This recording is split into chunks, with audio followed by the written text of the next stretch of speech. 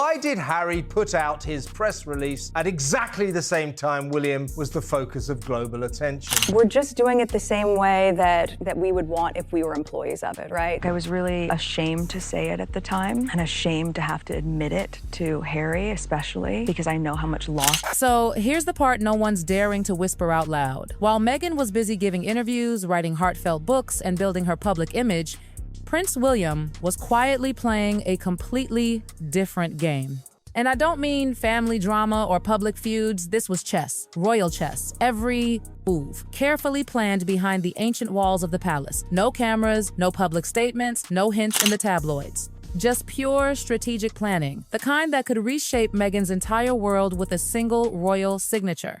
See, King Charles still believes in mercy. He always has. He's the kind of man who thinks problems can be solved with tea, conversation, and forgiveness. But William? Oh, he's cut from a different cloth entirely. He's not playing for peace. He's protecting the crown, the institution, the 1,000-year legacy that defines his very name. And what he's been quietly building for years could change everything. The title that made Meghan famous, the one she's built her empire on, may not even be hers for long. Once you see what's really been happening, you'll understand why Meghan should have been paying attention a long time ago. Because this isn't revenge. It's evolution. And guess what? William's already 3 steps ahead. So before I break down how he pulled it off, smash that like button, hit subscribe, and buckle in because this story will change the way you see everything that's gone down. King Charles's approach has always been about reconciliation. He's the kind of father who believes that no matter what happens, family should somehow find its way back together. Quiet chats over tea, heartfelt letters, endless chances to work it out. That's how he was raised. That's what he believes in. And honestly, there's something beautifully noble about that, wanting peace in the family. But William's been watching this whole circus unfold for years now. The interviews, the documentaries, the headlines. And at some point, he came to a devastating conclusion. You can't defend them anymore. You know, Harry, I defended him all along, said, look, he's protected his country, served his country. He realized his father's mercy wasn't fixing anything, it was making it worse. She didn't want to have to walk behind Kate Middleton, you know, the future queen. She felt that they should be treated as equal. While Charles kept trying to mend bridges, the monarchy was taking hit after hit, interview after interview, headline after headline, and every time, the palace just absorbed the damage in silence. There was this moment, a private conversation between father and son, where everything finally clicked. William looked straight at his father and said the words that changed everything. Your mercy is killing us. Not the family, the monarchy itself. And that's when you realize these two men aren't fighting the same battle. They're not even playing the same game. Charles, this is all about family, his son, his daughter-in-law, his grandchildren. It's emotional, it's human, it's personal. But to William, this is structural. It's survival. William has in the past fortnight seized control of the British monarchy from a weak and dying King Charles. William doesn't see a family problem. He sees a systemic one, an institution that's lasted 1,000 years precisely, because it knew when to draw lines and when to adapt. While his father sees people he loves making mistakes, William sees vulnerabilities that could collapse the monarchy from the inside. And here's what nobody realized: he wasn't waiting to become king to act. He's already moving the pieces. Quietly, deliberately, and years ahead of the game. He's formed a team, a small, secretive group of historians, strategists, and constitutional experts, people who know royal law and legacy better than anyone alive. And what they're working on isn't revenge, it's reconstruction. They're building the future of the monarchy itself. Clear, ironclad rules about who is royal and who's simply related to royalty. Because right now, everything's blurry.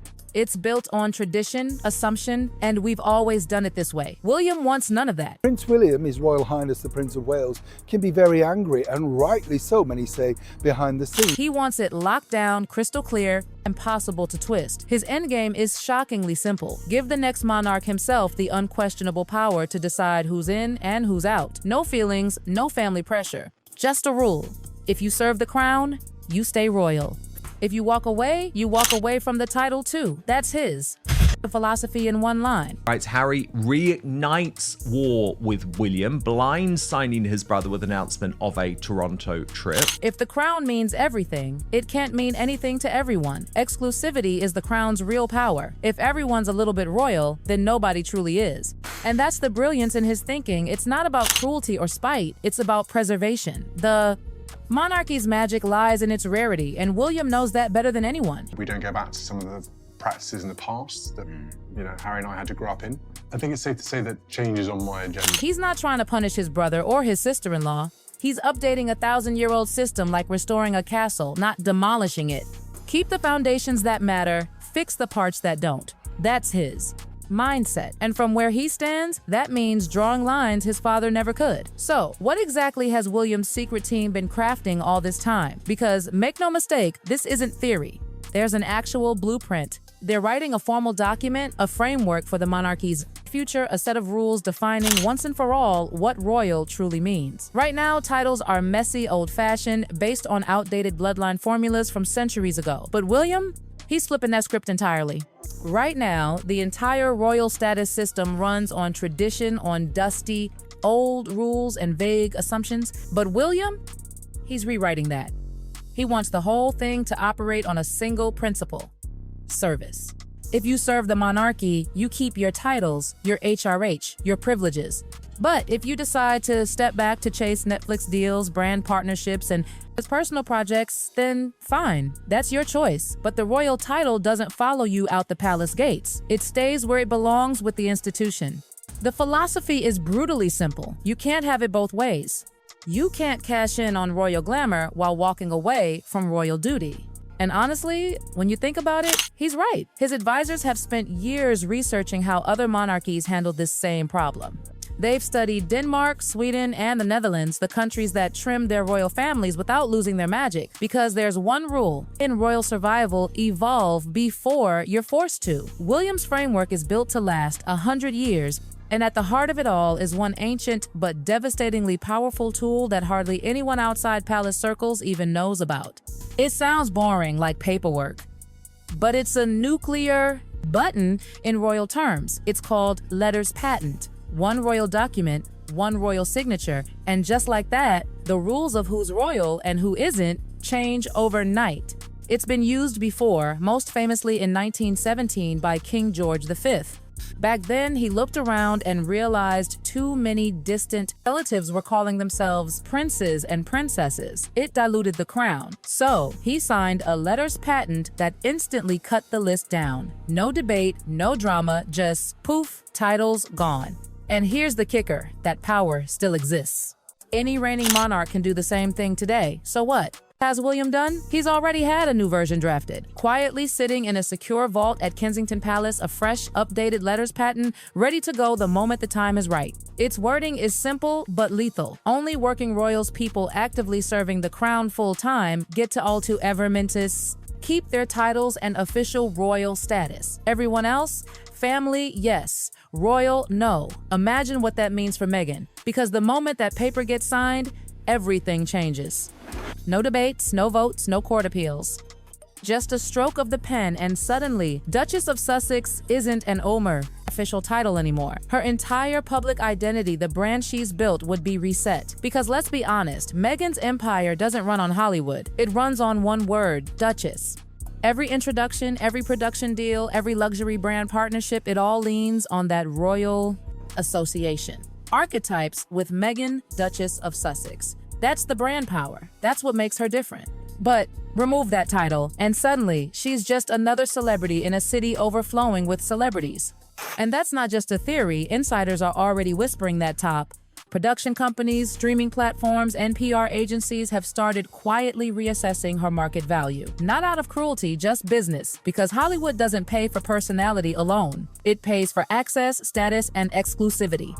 The royal angle made Meghan rare. Take it away, and the math changes. One insider reportedly asked the question everyone's secretly thinking: without the word Duchess, what's the anchor? It's harsh, but real. Celebrity fades. Monarchy doesn't.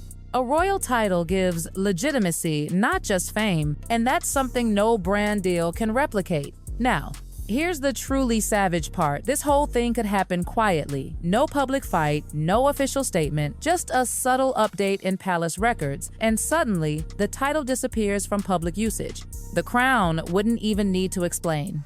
Because in the monarchy's eyes, it's not about punishment, it's about protocol. And that's when Meghan's team reportedly panicked. Whispers of title reform and structural updates started making their way across the Atlantic. At first, it sounded like gossip. But then, the rumors started getting too specific. Meetings were called. Phone lines lit up. Advisors scrambled. Because if this letters patent really exists, and if William truly intends to enforce it, then everything Meghan's built, every brand deal she secured under the name Duchess could legally be challenged or devalued overnight. So her team, desperate to find a way out, came up with what they thought was a brilliant idea. Why not trademark the title Duchess of Sussex? Make it a brand name, not just a royal one. Own it, so even if the monarchy tries to revoke it, the business rights remain. A bold idea, right? But here's the problem. The palace saw it coming years ago. Before Meghan's lawyers could even file the paperwork, the palace's legal advisors had already locked down the use of royal titles for commercial purposes. Not with press releases or royal statements, but quietly through existing centuries-old mechanisms that protect royal branding. They'd already closed every door before Meghan's team even knocked. Someone close to the situation put it perfectly. They brought checkers to a chess match, because while Meghan's team was thinking like marketers, William's team was thinking like monarchs. They had planned everything, years in advance. Every loophole, every legal twist closed and sealed. What makes it even more fascinating is that none of this was public. There were no announcements, no warnings. The palace didn't need drama, they had strategy. Every move framed not as punishment, but as modernization. Not we're taking titles away, but we're clarifying the structure for the 21st century. And really, who can argue with modernization? The optics were genius. This wasn't vengeance, it was evolution. By the time anyone realized what had happened, the institution had already secured every legal and historical angle. That's the brilliance of monarchy. They don't fight publicly. They move quietly. They adapt. They evolve. Behind the scenes, William's team wasn't just full of PR people. These were constitutional experts, historians, and strategists, people who've studied centuries of royal precedents. They mapped everything, every possible scenario, every loophole Meghan's side might try to exploit. And they built countermeasures for them all. It's like they opened an ancient playbook and said, every time someone tried this in the past, here's how the crown crushed it. And then they simply followed the same script. The monarchy didn't need to destroy anyone. It just needed to wait. While Meghan's side was busy chasing media attention, the palace was playing the long game, steady, silent, and unstoppable.